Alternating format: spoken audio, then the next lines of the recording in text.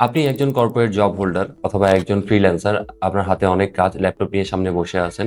মনে হচ্ছে এনার্জি নাই, কিছু খেলে এনার্জি বাড়বে। কিন্তু খাওয়ার পরক্ষণেই বিপরীত প্রতিক্রিয়া ঘটে। মনে হয় একটু শুয়ে থাকি বা রেস্ট নেই বা কাজ করতে ইচ্ছা করে না। এর কারণটা কি? সহজ ভাষায় বললে আমরা সাধারণত নাস্তায় হিসেবে নিয়ে থাকি বিস্কিট, সিঙ্গারা অথবা রিফাইন্ড কার্বোহাইড্রেট যুক্ত খাবার। এই রিফাইন্ড কার্বোহাইড্রেট যুক্ত খাবারগুলো আমাদের শরীরে খুব দ্রুত ইনসুলিন বাড়িয়ে দেয় এবং কিছুক্ষণ পরেই আবার ইনসুলিন খুব দ্রুত ড্রপ করে। ইনসুলিন যখন বাড়ে আমাদের শরীর খুব এনার্জেটিক ফিল করে। পরক্ষণে ইনসুলিন যখন নেমে যাচ্ছে তখন আমাদের শরীরে গ্লুকোজের পরিমাণ কমে যায় এবং আমরা দুর্বল অনুভব করি, যার ফলে আমাদের শরীর অবসাদগ্রস্ত এবং ঘুম ঘুম পায়, কাজের প্রতি মনোযোগ থাকে না।